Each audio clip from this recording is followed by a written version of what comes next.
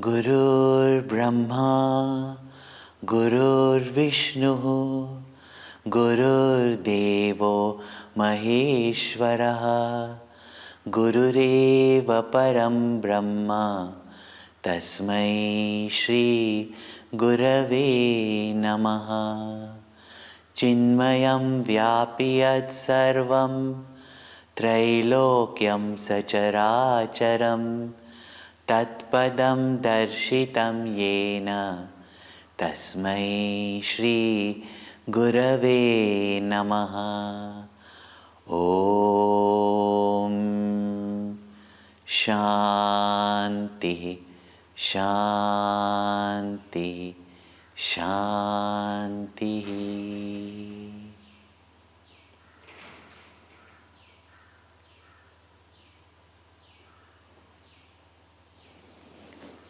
In our Hindu Dharma, Thursday, which is called as Guruvar, is dedicated to Guru. It is on this day, even though every day we bow down, we remember our Guru, and we live the teachings of our Guru, still Thursday is Teacher's Day. And Guru means teacher. And that teacher who teaches us about ourselves, who teaches us to find God in ourselves and in everyone. And that teacher who teaches us not just how to make a living, but how to live our life. That teacher who brings out the best in us. That teacher is called as our Sri Gurudev. And we have the bestest of all such teachers whose life teaches us that whatever may be life situation, face it bravely, and in your life do the greatest things that you can by helping the maximum people and spreading maximum happiness to maximum people for the maximum time. We all want to be happy, isn't it? And our Guru, our Gurudev, has taught us that whatever happens in life, be happy and do whatever you can to spread happiness to everyone. Our Gurudev, Swami Chinmayananda, when you hear about his life story, it is inspiring. It gives us the confidence, and he gives us also through his life, through his actions, through his teachings, that confidence that even we can do great things in our life just as he did. We can. I don't know if you already heard, but it is very interesting that when Swami Chinmayananda was born in a family in Kerala, do you know what was his name? His name was Balakrishna, and his surname was Menon. And he was called as Balakrishna. And like little Krishna, he was very energetic and also very mischievous. But being mischievous like Krishna is good, but misbehaving is not. He was very energetic, very mischievous, and because of his being mischievous, sometimes he was restless. But as he was growing up, something very sad happened in his life. He was still very small, but his mother, she went to Bhagwan. But little Balakrishna was brought up by his aunt, whom he called Kochuamma. And just like Krishna was brought up by Yashoda, when he was brought from Devki to Gokul, same way, our Gurudev, Swami Chinmayananda, as Balakrishna and lovingly called as Balan, was brought up by his Kochuamma. And she gave him so much love, but she was also like Yashoda Maya, sometimes with a stick chasing him to do things properly. And one of the things was that he had to every day come to the family temple and sit there and chant and pray.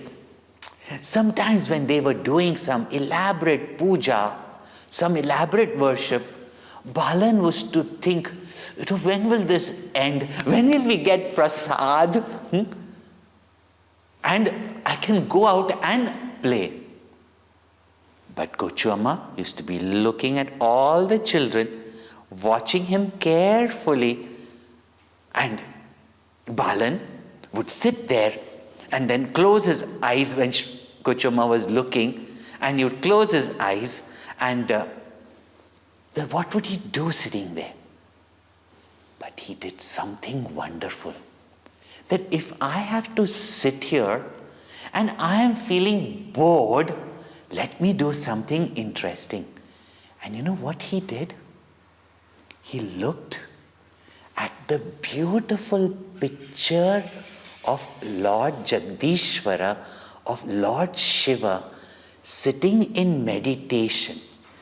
And he started playing a game, a meditation game in his own mind, where he would look at that picture of Lord Shiva and close his eyes, and in his mind he would try to paint that beautiful picture of Lord Shiva in meditation, with his crossed legs, his handsome body, his calm and peaceful face.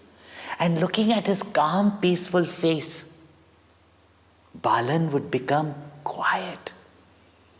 And seeing his beautiful eyes, full of compassion, his third eye, his vibhuti on his forehead, his matted hair, and the crescent moon on it, and from that, Gangaji flowing, Mother Ganga flowing and bathing him, his body full of ashes, looking fair and white.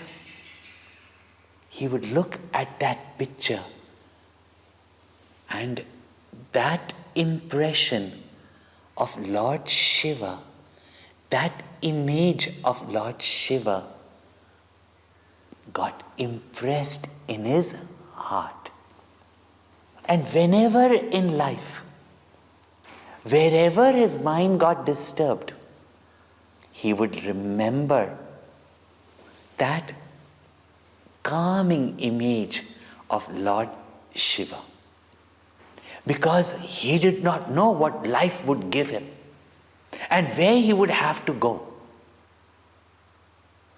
He had to go to Lucknow to study. And there, when he found out that India under the foreign rule was under big trouble, And there were many young people wanting the freedom of India, who had been in the rule of the foreign invaders for so many 100 years. And now the people had to be freed. They had to be freed from the exploitation that was going on.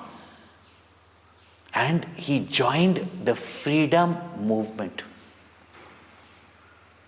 And he was already so strong in the freedom movement that the British had sent the police to find out who is this South Indian young man who is able to inspire so many people to join the freedom movement. And they just knew that he is, and they called him the Madrasi. And they were searching for this Madrasi. They were after him because they did not want such a youngster who would be standing up for the freedom of his country. And he was at risk of losing his life or being jailed like the great freedom fighters such as Mahatma Gandhi, Bhagat Singh, Hemu, like all those. But did you know? He did not give up. He did not give up standing for his country. He did not give up fighting for his country. He did not give up on his country. He also thought that whatever little he can do for his country, even if he has to be jailed or if he has to lose his life, he will do it. And did you know how courageously, while escaping these chasing Britishers and the police, he went and joined the very British camp, and there in the British camp he became the decoder that whatever they were scheming, he would be able to pass on this movement, this message to the freedom fighters and save many of them. When he was there, and almost for a year, nobody knew that that Madrasi that they were chasing was in their camp only, because you never search for the person in your own camp, in your own house. And from there, he was sending out the messages. Till one person suspected and leaked out. But even then, Balan escaped from there and continued, even though he was being chased. However, finally, he was caught. He was put in jail. He was beaten up there. He fell sick. And because he had such a severe illness, and if he died in the jail, the people would again stand up that our freedom fighters are dying in jail, They threw him out on the street. One kind lady picked him up and nursed Balan back to life. Found out where his relatives were, and his relatives came and took him, and there he was nurtured. Many people tried to explain to him that you should not be now doing such risky thing. But he said, when my country needs me, I will be there, even if I have to die for my country. Then he became a journalist, and feeling for the people, their difficulties, their plights, he started writing such touching articles that would make people understand that how each one, whatever may be their profession, whether it was a cobbler on the street or doctor in the hospital, how everyone is serving the society, and how each one, even though sometimes not known, not recognized, sometimes people treat them badly, are silently serving their country. And just like Gurudev, just like Krishna had said, that whatever job a person does, nobody is high or low according to their job that they do, the caste that they are. For so many people help us. Even a cobbler on the street, where people just throw their shoes and walk away, is mending our shoes so that our feet would not be hurt. Today you may not see cobblers on the street, but from round the world, so many people who do not even have that much money for their family make those expensive shoes for you, so that when you walk, when you run, your feet will not be hurt. We must be grateful to all of them, whom we do not know have provided us clothes by hours of their work, shoes. And if each one of us can reach out to at least one in a day to help them, when your children, even your own brother and sister, your neighbor, your friend, maybe sometimes you help your mommy and your daddy and bring a smile to their face with whatever little you can do. This is what Swami Chinmayananda started doing as Balan. And when you start doing such good work, Bhagwan's blessings are there. He came in touch with the literature of Swami Shivananda. At first he used to think, what do these Swamis and these holy people do? Only lecture people. But when he went to the ashram of Swami Shivananda to see what all these Swamis do, are they just useless people on the streets just begging for food? But when he saw Swami Shivananda,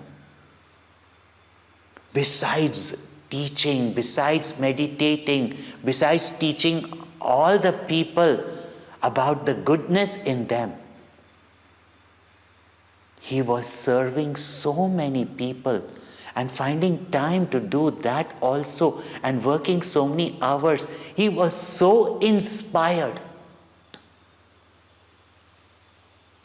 by Swami Shivananda that he stayed on in the ashram, and he also became a sannyasi, a monk, a swami, so that he could also learn about God, that God who is in everyone, the rich and the poor, the cobbler and the doctor, in a child as well as in an old person. And seeing that God in yourself and seeing that God in everyone. To be able, out of love, not out of pity, not out of, oh, these poor people, but seeing the self, seeing God as yourself, and finding that infinite happiness within yourself, to be able to spread that self in, that knowledge of the self, that knowledge by which we come to love everybody. And by that, we are ever ready to help everyone as we do things for ourselves. Swami Shivanandaji told him that for this knowledge you have to go to Swami Tapobanji Maharaj, who lived high up in the cold Himalayan peaks. With such difficulty, Swami Chinmayananda went to Tapobanji Maharaj, sometimes in Uttarkashi, sometimes trekking up to Gangotri, where the glacier from which Ganga comes, in those cold places. He gained this knowledge, but whatever was the difficulties, whatever were the challenges, Swami Chinmayananda did not stop. He faced all the difficulties. Even if his life was almost dying, he woke up again, stood up again. And all these life experiences, after he gained the knowledge from Sri Tapobanji Maharaj, that God is in me, that God is in everyone and everything. And not knowing this, people are suffering. Not seeing the same God in everyone, people make so many distinctions, differences, fight, kill, even in the name of religion, that sitting on the banks of the river Ganga and being blessed by Mother Ganga, he got that inspiration that even though I have attained this peace, this happiness, this quietude, and the infinite God within me, but if the people are suffering, like the Ganga, to go down and give this knowledge, give them the spirit of service, and bring about love in everybody's heart. When he wanted to come and spread this knowledge and do all this work, many people stopped him, that people are not interested. Children are interested in their play, youth only in their pleasures, and all people, they only want cheap methods of worship by which they'll break a coconut and make millions. But Gurudev said, if nobody teaches them, inspires them, and teaches them the right knowledge, and shows them the right way, how will people come to know? When he came down from the Himalayas and went round the world giving this knowledge, many people tried to stop him. Many people tried to discourage him. Many people said that this is impossible. But today you can see all our Shishu Vihar, Bal Vihar, Yuva Kendra, study group members, all of you can see how Gurudev, in spite of all the difficulties, all the challenges, whatever problems people brought to him, he created this huge mission so that all of you can learn how to face life. Even if there are health problems, even if there are people who create problems, even if the whole world is in difficulty, you think that the service of our country is the service of the Lord of Lords, and devotion to the people is devotion to the Supreme Self, God in each one of us. And Gurudev Swami Chinmayananda,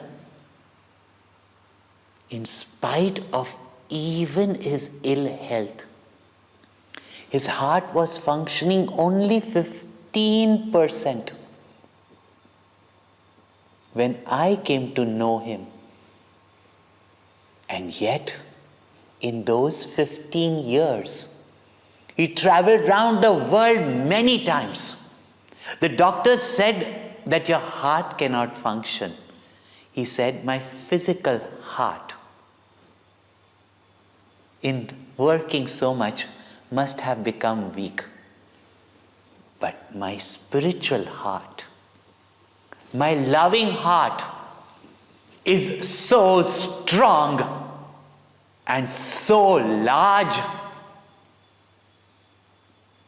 that it will give me all the strength to reach out to the maximum people, to give maximum happiness for the maximum time. Are you not happy? Because Gurudev is in our life. Let us remember him, chant his name, sing his name, and let his life be an inspiration to us that in all difficulties and challenges, we can do great things if our hearts are large and full with love. Om Shri Chinmaya Sadgurave Namaha. Om Shri Chinmaya Sadgurave Namaha. Om Shri Chinmaya Sadgurave Namaha. Om Shri Chinmaya Sadgurave Namaha. Om Shri Chinmaya Sadgurave Namaha. Om Shri Chinmaya Sadgurave Namaha. Om Shri Chinmaya Sadgurave Namaha. Om Shri Chinmaya Sadgurave Namaha. Om Shri Chinmaya Sadgurave Namaha. Om Shri Chinmaya Sadgurave Namaha. Om Shri Chinmaya Sadgurave Namaha. Om Shri Chinmaya Sadgurave Namaha. Om Samasta Jana Kalyane Niratam Karunamayam Namami Chinmayam Devam Satgurum Brahma Vidvaram. Om Sarve Bhavantu Sukhinah Sarve Santu Niramaya Sarve Bhadrani Pashyantu Ma Kaschid Dukkha Bhag Bhavet. Om Shanti Shanti. शान्तिः। हरिः ॐ श्रीगुरुभ्यो नमः। हरिः ॐ।